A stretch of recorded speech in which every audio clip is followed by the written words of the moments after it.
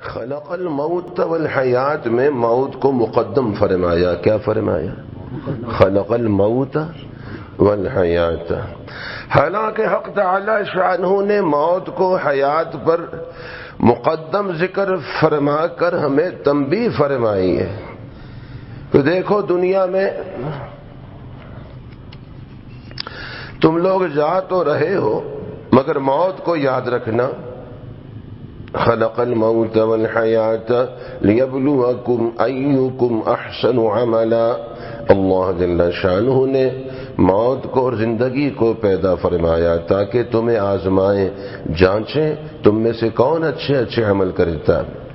موت زندگی کے بعد آتی ہے، موت حیات کے بعد آتی ہے، لیکن حق تعالی شانہ نے اس آیت مبارکہ میں موت کو زندگی سے پہلے ذکر فرمایا تاکہ دنیاوی زندگی کے چند روزہ عیش و آرام میں موت کی یاد بندوں کو آخرت سے غفلت میں مبتلا نہ ہونے دے.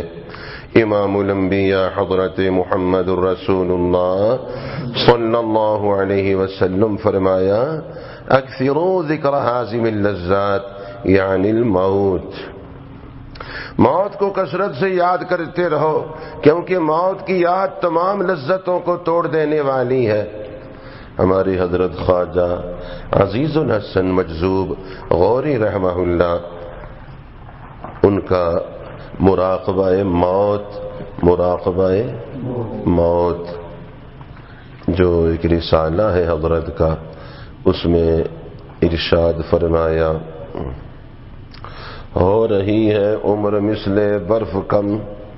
دہرائیے. ہو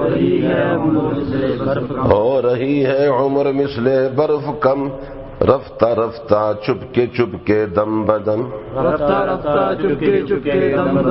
ہو رہی ہے عمر مثل برف کم. برف ہے، ایک برف کا ڈلا ہے، آپ اس کو رکھ دیں تو اسی طرح رہے گا یا پگھلتا جائے گا؟ پگھلتے اس طرح یہ عمر بھی کیا ہے؟ پگھل رہی ہے. عمر بھی ہم بڑے نہیں چھوٹے ہو رہے ہیں، ہم میں سے ہر ایک چھوٹا ہو رہا ہے، بڑا نہیں ہو رہا ہے. یہ سال گرا یہ غیر مسلموں کا طریقہ ہے، کافروں کا طریقہ ہے. برسی منانا بھی غیر مسلموں کا طریقہ ہے. برسی منانا، ولادت کا دن منانا، وفات کا دن منانا، یہ سب کافروں کا طریقہ ہے، سب غیر مسلموں کا طریقہ ہے. سال گرا، وہ تو گرا لگاتے ہیں نا، حالانکہ حقیقت میں ایک سال گرا. مثلا 50 سال اگر عمر ہے تو یہ ایک سال کا ہو گیا یہ بچہ، تو کتنے باقی رہ گئے؟ 49. ایک سال گرا، پھر دوسرا سال گرا، پھر 10 سال کا ہو گیا، 10 سال گرا، تو باقی زیادہ بچ گئے تھوڑے 50 میں سے کم ہوتے جا رہے. 25 سال زندگی ہے تو کیا ہو گیا؟ 25 سال باقی ہیں. 40 سال کا ہو گیا تو اب بڑا ہو گیا یہ کم رہ گئے. 48 سال کا ہو گیا 2 سال باقی ہیں. 49 سال کا ہو گیا 1 سال باقی. ہر سال گرا، ساتھ گرا. اور یہ ہم میں سے آپ میں سے ہر ایک چھوٹے ہو رہے. کیا ہو رہے ہیں؟ چونکہ 50 روپے میں سے 45 خرچ ہو جائیں تو زیادہ باقی ہیں، تھوڑے باقی. تو ہم چھوٹے ہوتے جا رہے ہیں. ہم اس وقت ہم بڑے تھے، جب پیدا ہوئے تو 50 تھے ہم، اور 48 سال کے ہو گئے، چھوٹے ہوتے گئے. بتائیے فرمائیے. شکر انشاءاللہ. بتائیے. چھوٹے ہوتے جا رہے ہیں، ایسے سکڑتے جا رہے ہیں، بالآخر دنیا سے چلے جائیں گے.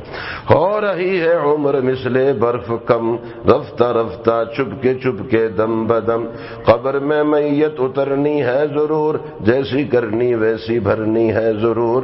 کر لے جو کرنا ہے آخر موت ہے، ایک دن مرنا ہے آخر موت ہے. حضرت عارف رومی رحمہ اللہ فرماتے ہیں اطلس عمرت بمقراض شہور، پارا پارا کرد خیات غرور.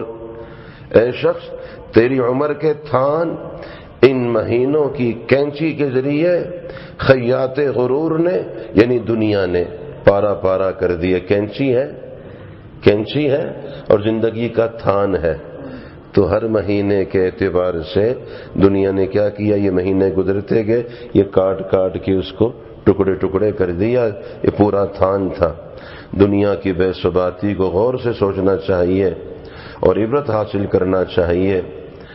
جام تھا ساقی تھا میں تھی اور درے میں خانہ تھا، جام تھا ساقی تھا میں تھی اور درے میں خانہ تھا، خواب تھا جو کچھ کے دیکھا جو سنا افسانہ تھا۔ دنیا سب خواب ہے، کیا ہے؟ موت پر آدمی جاگتا ہے تو کیا سمجھتا ہے؟ جام تھا ساقی تھا میں تھی اور درے میں خانہ تھا، خواب تھا جو کچھ کے دیکھا جو سنا افسانہ تھا۔ ہم نے اپنے ہاتھوں سے اپنے والدین کو قبرستان میں پہنچایا، قبر میں اتارا، کل ہماری اولاد ہمیں بھی قبر تک پہنچا گی، قبر میں دفن کر دے گی۔ یہ سلسلہ چلا آ رہا ہے، ہر روز ہمارے اوپر موت کا ایک نمونہ گزرتا ہے تاکہ ہم عبرت حاصل کریں۔ امام الانبیاء حضرت محمد الرسول اللہ صلی اللہ علیہ وسلم نے فرمایا النوم اخت الموت، نیند موت کی بہن ہے، یعنی نیند موت کے مشابہ ہے۔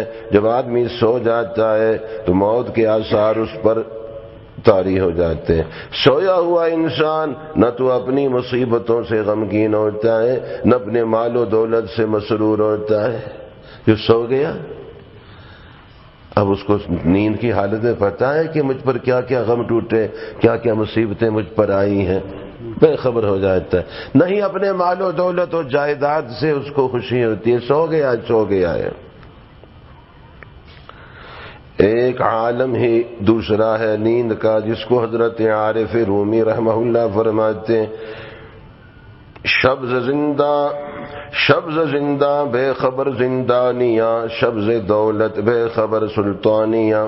رات کو قیدی قید خانے سے بے خبر سو رہا ہے اور رات کو بادشاہ اپنی دولت سے بے خبر سو رہا ہے۔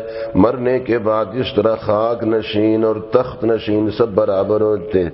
جو مٹی میں رہتا ہے، مٹی کا گھر بھی اس کا بیچارے کا صحیح نہیں، فرش بھی اکھڑا ہوا ہے، اور ایک بادشاہ ہے تخت پہ بیٹھا ہے۔ مرنے کے بعد دونوں برابر ہیں، دونوں نے کہاں جانا ہے؟ مٹی کے اندر جانا ہے۔ اسی طرح زندگی میں بھی حق تعالی شانہ نے موت کو نیند آپس میں ایک جیسی ترتیب رکھی ہے، نیند کو موت کا نمونہ بنایا ہے تاکہ ہر روز ہمارے بندے اپنے اور آثار موت کا مشاہدہ کرتے ہمیں پہچان لیں۔ حق تعالی شانہ فرماتے ہیں، جس کا ترجمہ ہے اللہ ہی قبض کرتا ہے، یعنی معطل کرتا ہے ان جانوں کو جن کا وقت موت آ گیا ہے، ان کی موت کے وقت من کل الوجوہ، اور ان جانوں کو جن کی موت نہیں آئی ان کے سونے کے وقت من بعض الوجوہ، کیونکہ حیات باقی رہتی ہے نیند کے وقت میں، ادراک نہیں رہتا، اور موت میں دونوں چیزیں بدن میں نہیں رہتی۔ پھر معطل کرنے کے بعد ان جانوں کو تو تصرف الابدان کی طرف عود کرنے سے روک دیتا ہے جن پر موت کا حکم فرما چکا ہے، اور اب باقی جانوں کو جو نیند میں ہیں اور ابھی ان کی موت کا وقت نہیں آیا، ایک میعاد معین یعنی مدت عمر تک کے لیے رہا کر دیتا ہے، جس کی وجہ سے وہ پھر ارواح ابدان میں تصرف کرنے لگتی ہیں۔